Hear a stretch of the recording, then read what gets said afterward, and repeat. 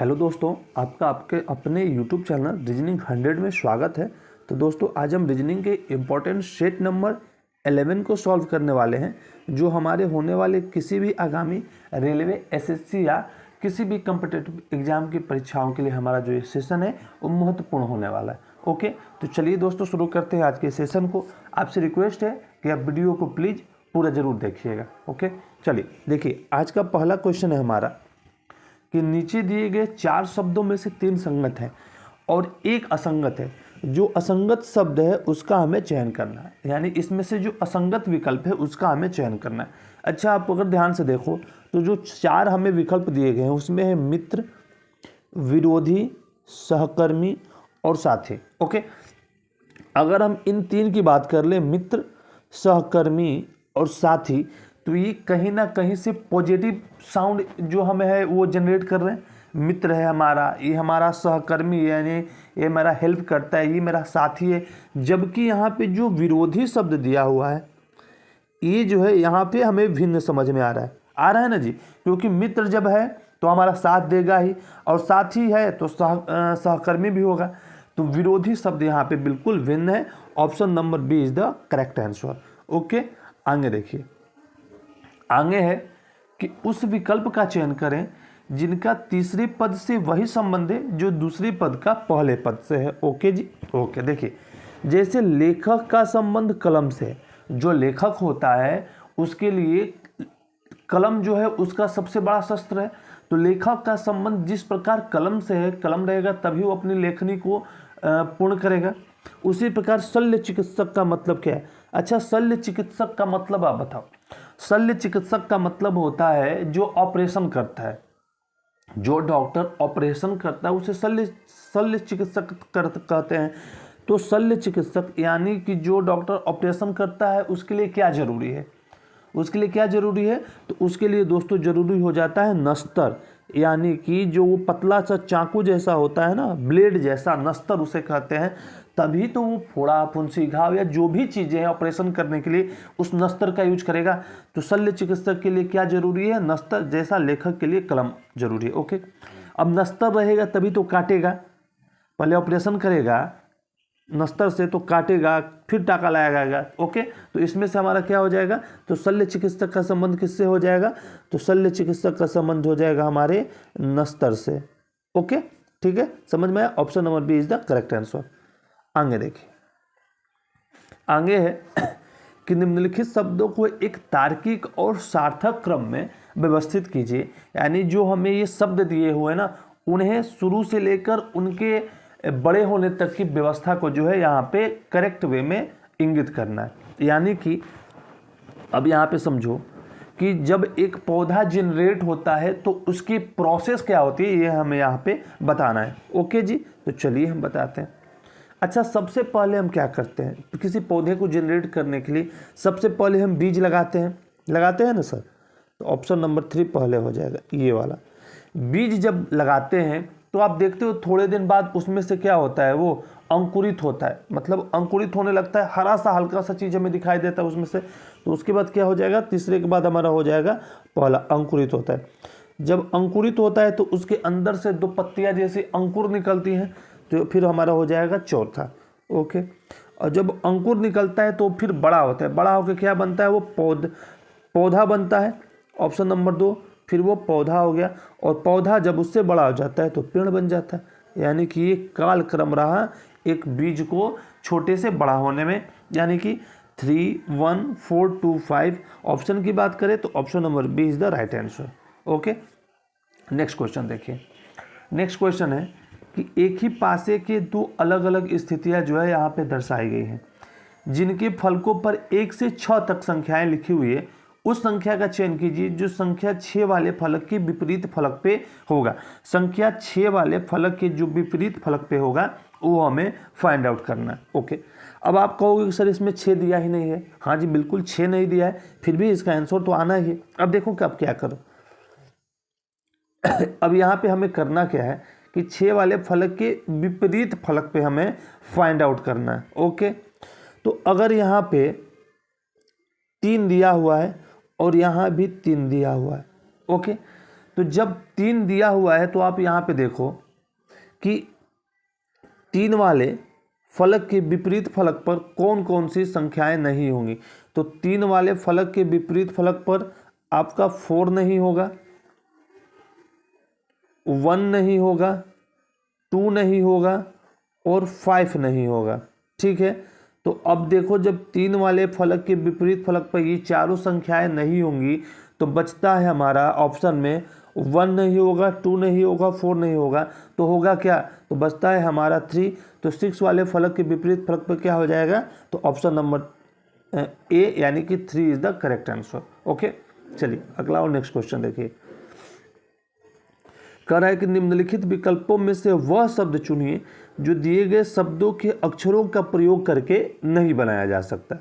Okay, यानी कि जो मोनोपोलिस्टिक शब्द दिया गया है उसके अंदर जो एक एक लेटर हैं उनका यूज करके कौन सा इसमें से शब्द जो है वो नहीं बनाया जा सकता, ये हमें फाइंड आउट करना है। ओके, अब मोनोपोलिस्टिक से बन सकता है, हाँ जी, ये देखो ना पहले ही मोनो दिया हुआ, ये बन सकता है, ये नहीं होगा।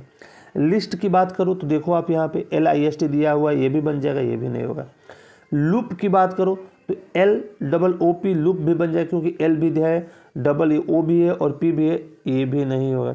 अब बचा है होलिस्टिक, तो मोनोपोलिस्टिक में H ही नहीं है, पहला ही ऑप्शन सही हो गया, holistic is the correct answer. Okay, अगला क्वेश्चन देखिए। अगला क्वेश्चन है कि निम्नलिखित शब्दों को उस क्रम में व्यवस्थित करें जिस क्रम में वे अंग्रेजी शब्दकोश में आते हैं, यानी कि इन्हें अल्फाबेटिकल ऑर्डर में जो हमें अरेंज करना। अच्छा, सबसे पहले जो कॉमन है ना सब में, उनको आप डिलीट मारो। तो कॉमन की बात करो तो देखो P सब में कॉमन है, आप हटा दो, उन्हें भूल जाओ, P सबसे कॉमन है, P हट गया। अब जब P हट गया तो देखो अल्फ़ाबेट का सबसे पहला अक्षर यहाँ पे कौन सा आ रहा है। अब आप कहोगे कि सर पहले तो A आ रहा है, A ही होता है ना अल्फ़ाबेट में, तो A के बाद T है, A के बाद S है, A है कहीं, अब नहीं है, तो A के बाद T होगा कि A के बाद S होगा। तो सबसे पहले S अल्फ़ाबेट में आता है तो सबसे पहले हो जाएगा हमारा 5वां, ये वाला 5वां के बाद हमारा A के बाद T आ जाएगा, वो हो जाएगा फिर हमारा तीसरा। ओके, ये दोनों हो गए। अब I है और I है और E है, तो अल्फ़ाबेट में I पहले आता है कि E आता है, तो E आता है, तो E वाले को करो 4 नंबर, फिर ये वाला 4 हो गया जी E। अब देखो क्या बचा, अब बचा पिक्वेंट और पीर्स, तो पिक्वेंट में I है और की है, पहले वाले ऑप्शन में IQ है और I है और E है, तो IE पहले होगा ना, तो 2 और लास्ट में बच गया हमारा 1। ओके, ये हो गया और ये भी हो गया। चलिए, तो हमारा ऑप्शन क्या हो गया, सही सीक्वेंस क्या हो गया हमारा 5 3 4 2 1, 5 3 4 2 1। ऑप्शन की बात कर लो तो option number C is the correct answer. Okay, समझ में आया। चलिए अच्छा अगला क्वेश्चन देखिए। अगला क्वेश्चन है दोस्तों, पूछ रहा है हमसे कि किसी कूट में स्कूल को जो है वो 72 लिखा जाता है, तो उसी कूट में फ्लावर को किस रूप में लिखा जाएगा। अच्छा, ये तो अगर आप प्रैक्टिस करते होंगे डेली ना, तो आपको एक चीज़ तो ज़रूर समझ में आ गई होगी कि जब स्कूल को 72 वो लिख रहा है तो ज़रूर जो स्कूल के लेटर है उनके जो नंबर्स जिस स्थान पे आते हैं उनका वो एडिशन होगा पक्का। अब देख लो आप, S की बात करो तो S 19वें नंबर पे आता है अल्फ़ाबेट में, C सर आपका 3 नंबर पे आता है, H 8 नंबर पे आता है, O 15 नंबर पे आता है, O यहाँ 15 और L जो है यहाँ पे 12 नंबर पे आता है। आप इनको ऐड करो अगर तो 12 और 8 20, 20 और 30 कितना हो गया 50, 50 और 21 50 और 21 22 जोड़ो तो 50 22 72 हो गए। देखो ये 72 आ गया।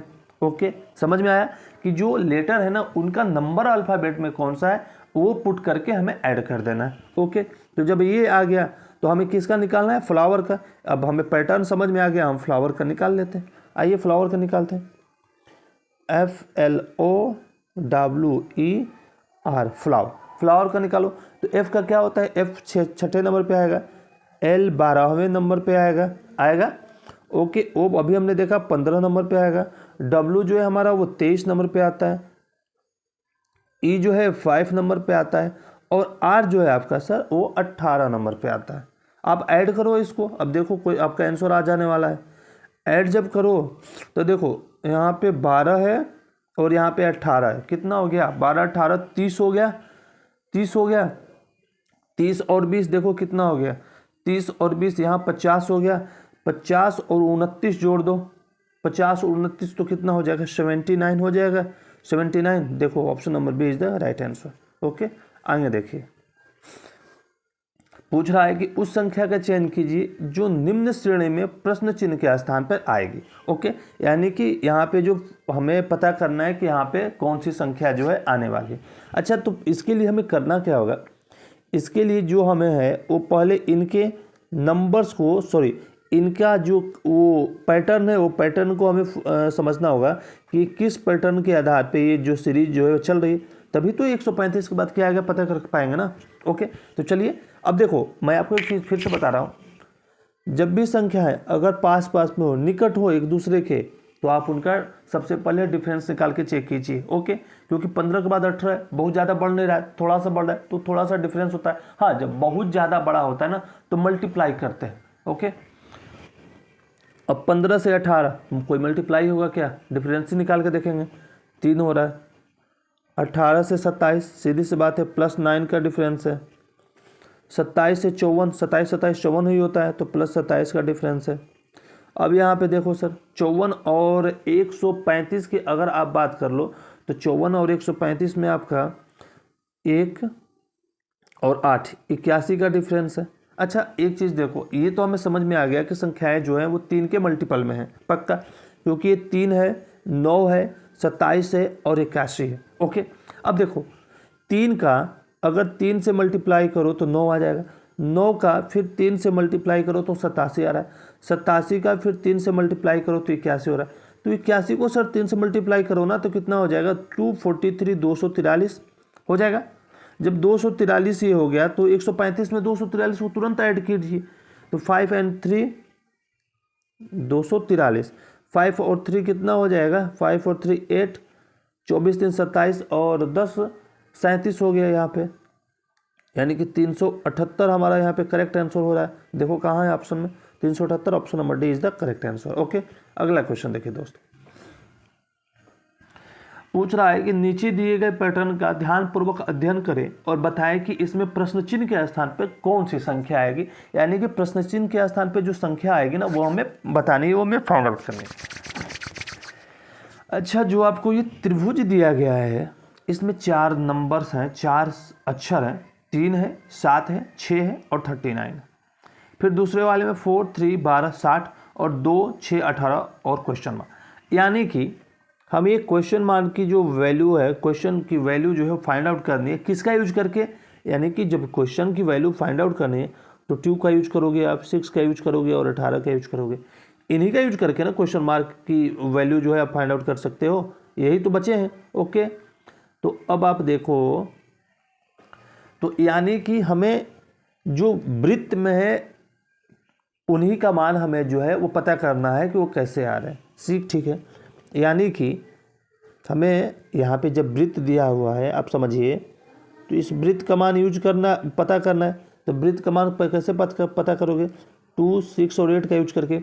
तो उसी तरह अब यहाँ पे देख लो आप, इस वृत्त में जो वैल्यू आई है वो किसका यूज करके आई होगी, 3 7 और 6 का यूज करके आई होगी ना सर। तो कैसे करोगे, अब देखो 39 लाना है, हमें 39 लाना है, 7 6 और 3 का यूज करना है और लाना कितना है 39। अब यूज करके आप खुद भी देखो, 7 6 और 3 का यूज करना है, 7 और 6 को ऐड करो कितना हुआ 13, 13 को 3 से मल्टीप्लाई कर दो कितना आ जाएगा 39 आ जाएगा ना। 7 and 6 13, 13 into 3 39 हो रहा है। और वैसे यहाँ पे देखो नीचे वाली संख्या जो है 3 और 12, इनको ऐड करो कितना हुआ, इनको ऐड किया आपने हुआ 15, 15 मल्टीप्लाई इंटू 4, 15 को 4 से गुना किया आपने कितना आ गया 60 आ रहा है सर। हाँ जी बिल्कुल आ रहा है। अच्छा जब ये आ गया तो जो अब क्वेश्चन मार्क के स्थान पे हमें फाइंड आउट करना है वो भी आ जाएगा। अब देखो 18 और 6 कितना हुआ, 18 और 6 जोड़ो कितना हुआ 24, 24 को 2 से मल्टीप्लाई करो कितना हुआ, 24 को 2 से मल्टीप्लाई करो 48 हुआ। यानी कि इस क्वेश्चन मार्क के स्थान पे क्या आने वाला है, तो इस क्वेश्चन मार्क के स्थान पर 48 आएगा। ऑप्शन की बात कर लो तो option number A is the correct answer. Okay